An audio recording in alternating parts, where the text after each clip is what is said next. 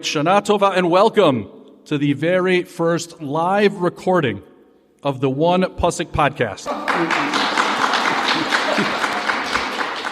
A special thank you to the Dor Lador program led by Ruth Shapiro and her dedicated committee. Thank you for this very gracious invitation and for allowing us to record here. I think it's important for our audience who will be listening to this subsequent to our recording to at least see the image, the scene that we have in front of us. We're, of course, sitting in a sold-out Madison Square Garden. Of course, we are here in the Parker Family Ballroom, but certainly feels as wonderful as Yishai Ribo standing in front of a packed Madison Square Garden. So it's really wonderful to be here.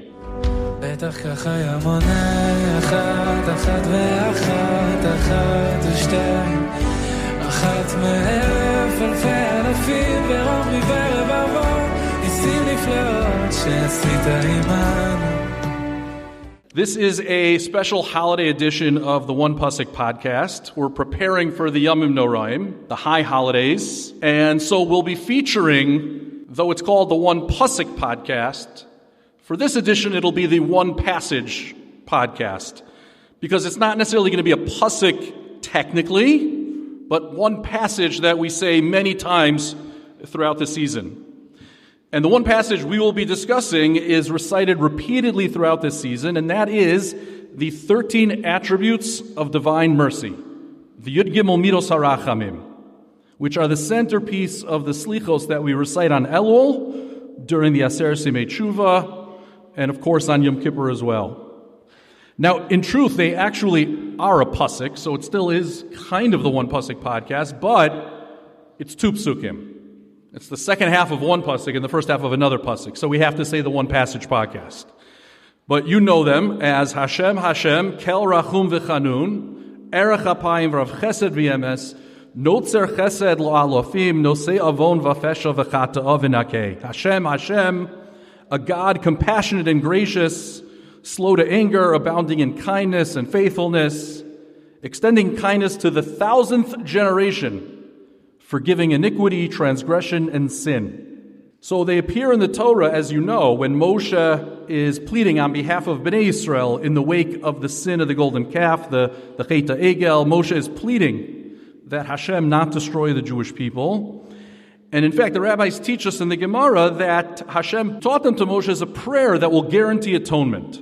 But before we dive in, I wanted to ask you guys a question. We're going to be spending a lot of time in Shul over the next few weeks. Rosh Hashanah, Yom Kippur. Do you guys have a favorite moment in the davening over the course of the Yom Noraim? Or what you find to be the most impactful moment during these days? I can tell you definitely an underrated moment of the Yom Noraim, and that is Mincha of Yom Kippur.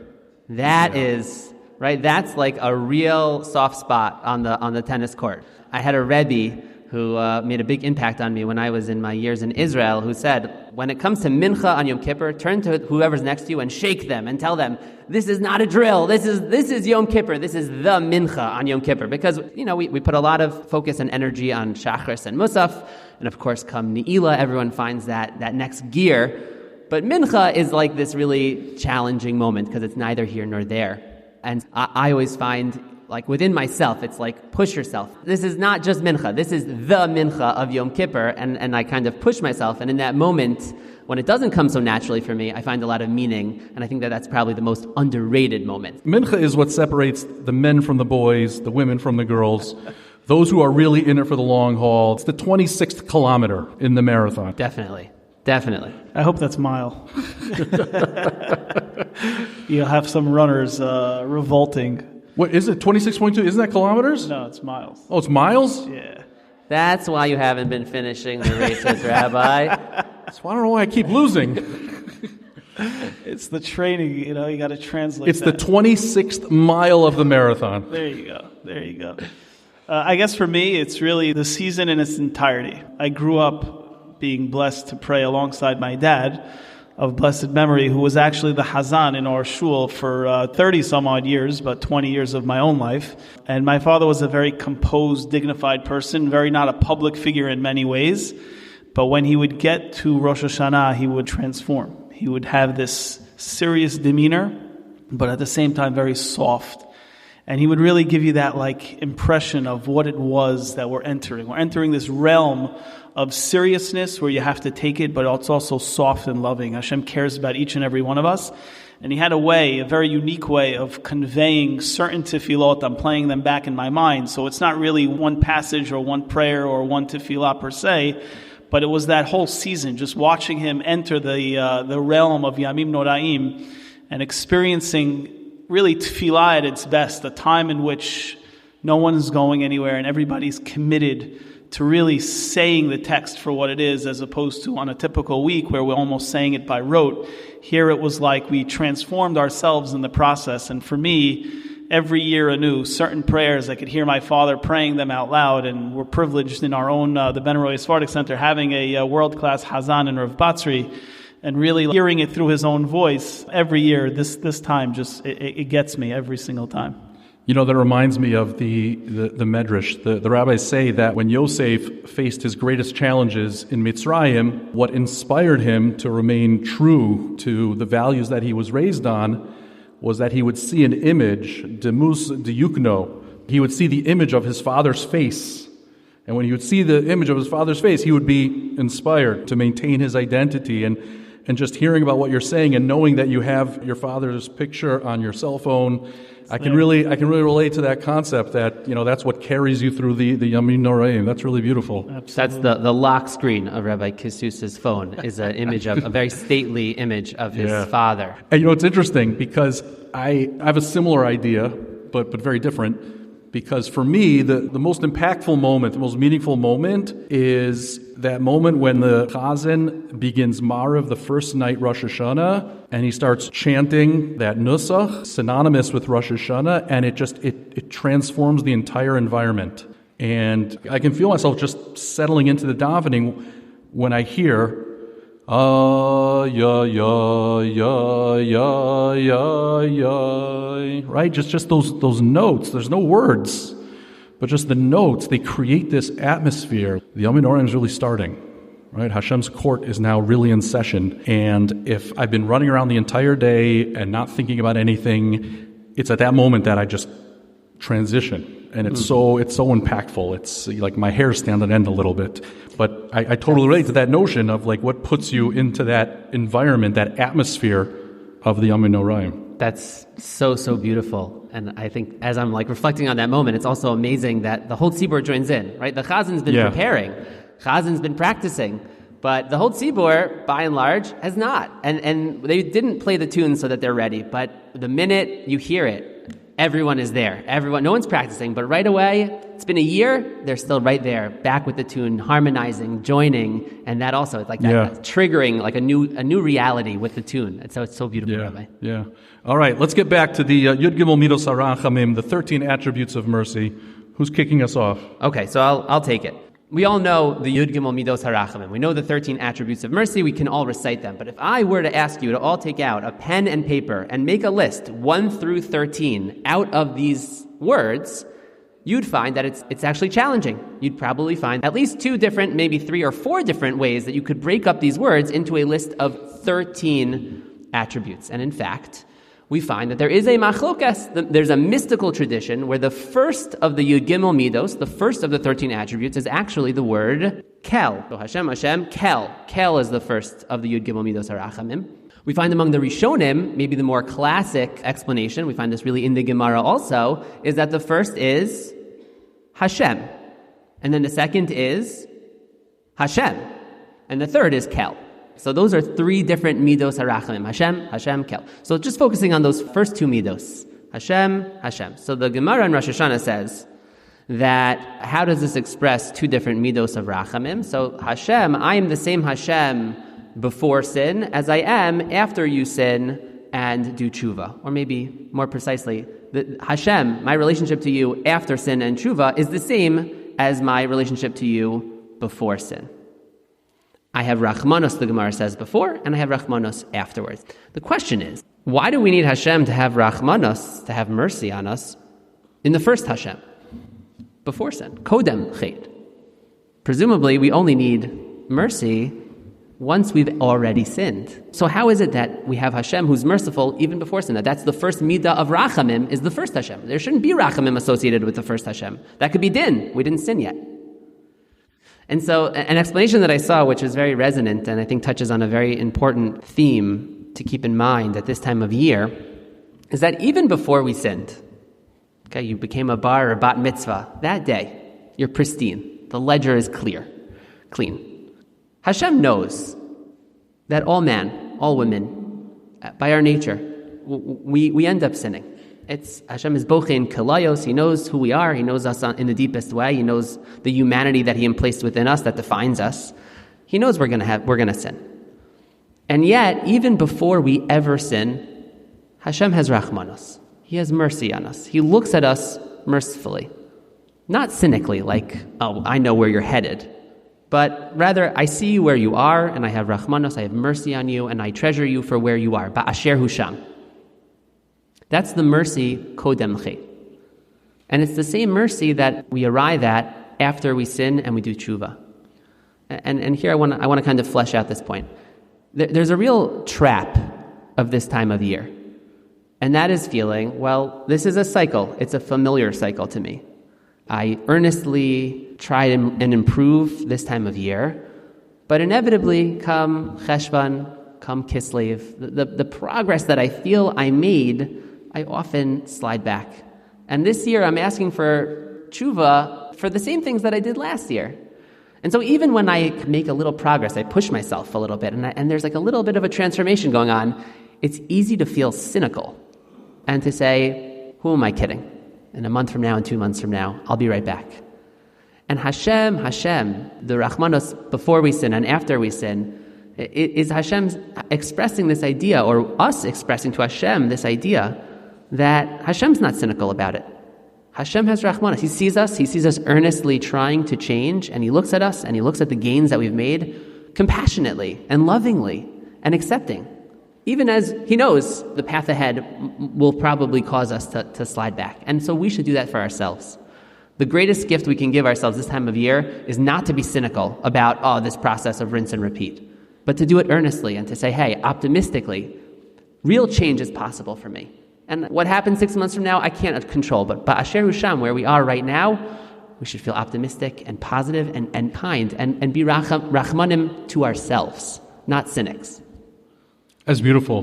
And in fact, I think you taught me something, because we say Avinu Malkeinu throughout this season many times, and many of you might be familiar with the notion that Avinu Malkeinu is kind of a strange combination of descriptions of Hashem. Avinu, our father. Father is that's an emotional relationship. A father has unconditional love. But then we say Malkeinu, our king. King is a lawgiver. King is one who has all the power and can punish. And it's a much different relationship. So every time we say Avinu Malkeinu, we're capturing two very different aspects of the Ribono Shel Olam. He's our father and our king at the same time. But the way you captured it, Hashem, that He is Rachmanos before and after, it indicates that Hashem is both Avinu, He's our father, He has Rachmanos for us. He's also Malkeinu, He's also the one who sits in judgment and has expectations, but they're balanced. Those expectations are balanced by the fact that there is Rachmanos. There's the love, like the love of a parent. And so what's better than Avinu Malkeinu is Hashem, because it's the very same name, the very same word repeated twice. That's the very same Kadosh Baruch Hu who can blend those two things, and we benefit from that. Beautiful. That's great. It actually, both of your ideas together dovetail beautifully into what I wanted to share. You, Rabbi Goldberg, quoted the Gemara in Masechet Rosh Hashanah. The Gemara says, Ani Hashem kodem achet, v'ani Hashem la'achar achet. God is the same God before and after sin. Now, you addressed one element, a very strong question of why we would need that entirely. But there's two ideas here that are very important to keep in mind. When we sin, we tend to think of it as something that interferes with our relationship with Hashem. And if Hashem's Avinu, it's less severe. But if, like Rabbi Pupko pointed out, if Hashem is Malkeinu, we have a huge issue. Because if our sin is an affront to God, we have a rule. Melech shemahal al kevodo, en kevodo mahul, which translates that if a king wants to forgive a subject for a wrongdoing, he is not empowered to forgive. Because the king represents the masses. The king represents all of us.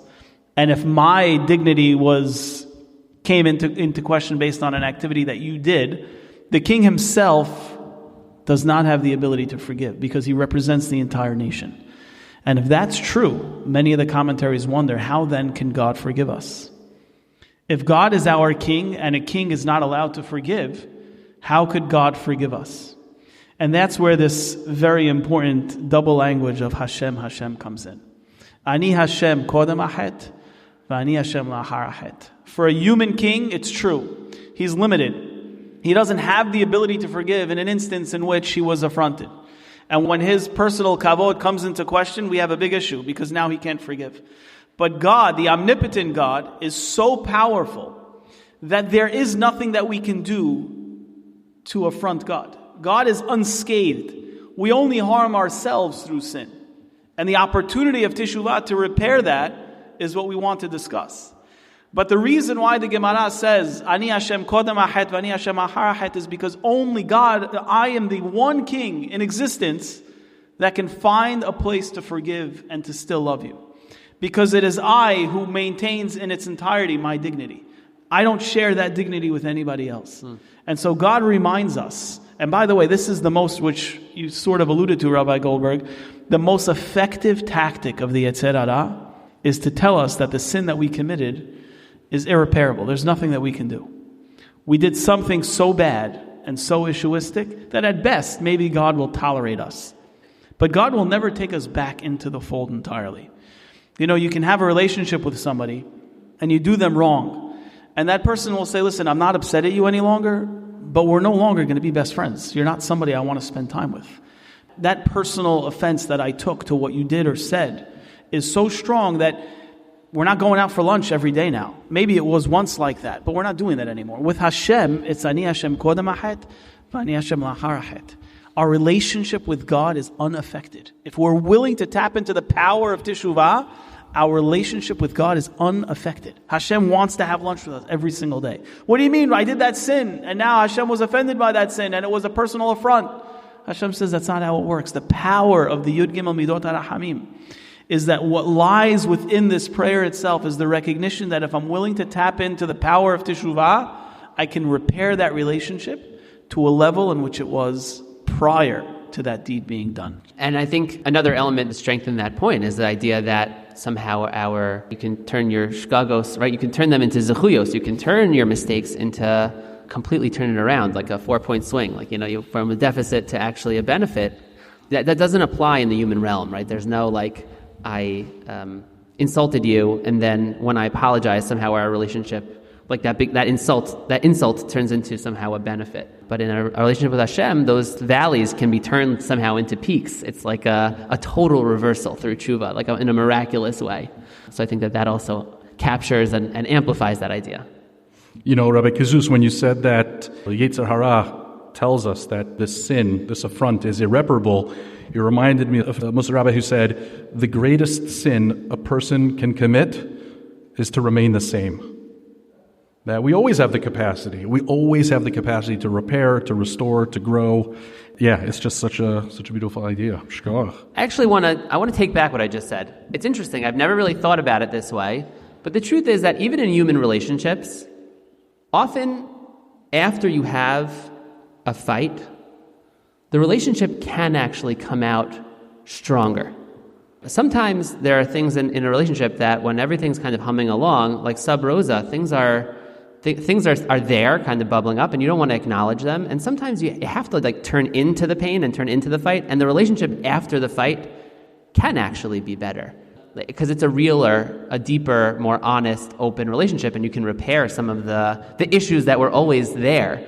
So I just think that's also a nice way to think about the way that tshuva can turn something into a zechus, into a positive thing. We do have in the human relation a model for the tshuva that we're describing here, where the fight actually enables a realer, more honest, and thereby more deep and real relationship. But I think that when you have a relationship that is as grounded as, say, a marriage or something of that nature, then it makes sense that these concepts actually lend to eventually being able to understand each other better and in fact strengthen the marriage.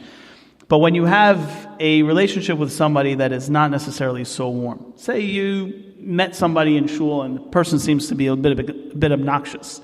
Every time you meet them, they have something not nice to say.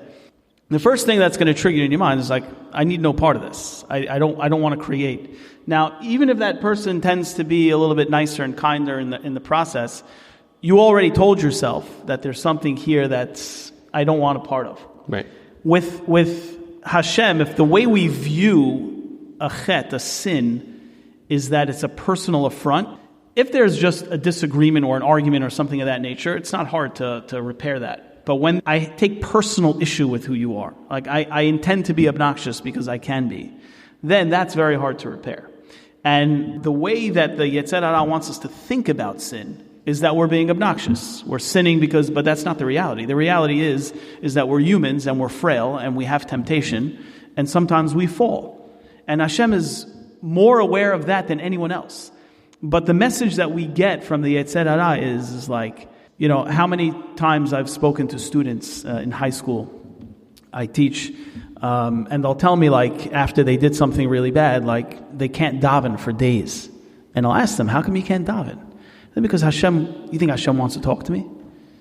You think Hashem wants anything to do with me after what I did? And I always try to explain to them that it is precisely at that moment, your greatest weakness, Hashem wants to talk to you. Because Hashem is your loving Father. Hashem is somebody that when a child does something wrong, as parents, the last thing we want them to do is create distance between us. If anything, it's like, let's bring them close and educate them and teach them and show them that unconditional love. But we have this reality that was created by the Yetzer Hara where he tries to convince us that no. If anything, distance is what the moment calls for. You have to push Hashem away because Hashem wants no part of you. He's furious. He's angry. You did something personal to him. But that's not the case. The case is that we're trying to work towards something. And Hashem is cognizant of our limitations and our abilities and what he expects from us. But by no means does in any way does he intend to say, you're out for good. There's no way we can undo that damage. The theoretical about the person in shul is not based on real live events in Avas Torah, just so we know. Any similarities to... Anyway, any likeness or something, yeah. Although I got to tell you, listening to your fascinating exchange, Rabbi Goldberg, Rabbi Jesus, I was curious, and I looked up on the internet, what percentage of marriages survive infidelity? What do you think in America? How many marriages stay together after one partner has cheated on the other? Anyone want to guess what the studies show? 50%? Do I have higher or lower? Raise your hand if you think it's lower than 50%. Raise your hand if you think it's higher than 50%. So interesting. It's about 50-50. About 50-50 for crowd. The 50%. in MSG here. So just from quick Googling, obviously it deserves more study, but studies show anywhere from 45 to 75% of marriages remain intact after infidelity. And I was very surprised by that. Yeah. I would have expected it to be much lower. Yeah. That kind of betrayal, how do you recover from that? But as you were saying, Rabbi Goldberg, there is a way to deepen and strengthen a relationship after a rupture, specifically because of the lessons that are found in that conflict. Anyways, I wanted to talk about the 13 divine attributes of mercy in general, because there's a fascinating Gemara that says that when Hashem gave these 13 principles to Moshe, first of all, the Gemara says Hashem wrapped himself in a talus, like he was a shliach tzibur, like he was representing the community, and he gave them to Moshe, and Hashem made a promise. Yasu lefanai keseder hazeh va'ani mochel lahem. If you perform this service, if you recite these 13 principles of divine mercy, ani mochel lahem, I will forgive you. Which almost makes it seem like the Yud Gimel Midos are like this magic formula. All I have to do is say the 13 Midos and Hashem will forgive us. That seems to be what the Gemara says. Click your heels twice. Click, exactly. It was always inside of us. So the Alshech, Rabbi Moshe Alshech, he notes that it doesn't say Yomar Lefanai, let them recite. Yispalel Lefanai, let them daven before me, these attributes of mercy. It says Ya'asu Lefanai, perform for me. And so what the Alshech argues is that the guarantee that Hashem will forgive is only when we perform the attributes of mercy. In other words, if we find ways to be merciful in the ways that Hashem is, that correspond to the 13 attributes, then for sure Hashem will forgive us. If we develop all sorts of different aspects of compassion and mercy and kindness towards others, that is what inspires Hashem the most to be forgiving. The way to find atonement, the way to find forgiveness, is to find compassion within ourselves, cultivate it, interact with people in that way, and that is the best way to stand before Hashem. That is what Hashem wants us to be in this world, and that's why Hashem wants us to serve Him and to serve others.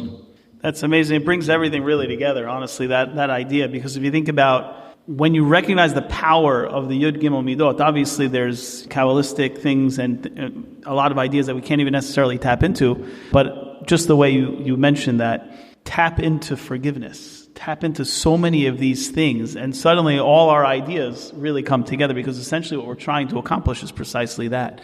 We're trying to walk in Hashem's ways, and we're trying to capitalize on what Hashem's willing to extend us, and the most effective way to tap into that is by us following in Hashem's ways of forgiveness, of mercy, of compassion, of all these beautiful things. And especially like the conversation that Rabbi Goldberg and I had, Ani Hashem kodem achet, Ani Hashem la'achar achet, precisely because if I can do that to somebody else, Hashem says, if you have the capacity to do that for others, I can do that for you. So that was a beautiful way to bring this home, Rabbi. Thank you. One other bow I'll just tie around this is that another theme that kind of ran through all these discussions is the question of to what extent do the Yud Gimel Midos HaRachamim point to Hashem as sui generis, completely distinct. Hashem, only Hashem can be a melech who is mochel, and at the same time, the idea, and we spoke about tshuva as something that can only exist in man versus facing God versus tshuva as a kind of tshuva, man versus man. And then Rabbi Pupko talking about the fact that the Yasu Lefanoi Kiseda Harzeh, the idea that this is actually a blueprint for how to be human, how to be our best selves. So that the idea that the Yud Gimel Midos HaRachamim express something both so unique about Hashem and something that we should be striving for, I think is like the ultimate theme we're driving at here, which is amazing. Shkoach, thank you. Shana Tova, everyone. See you Chasima Tova.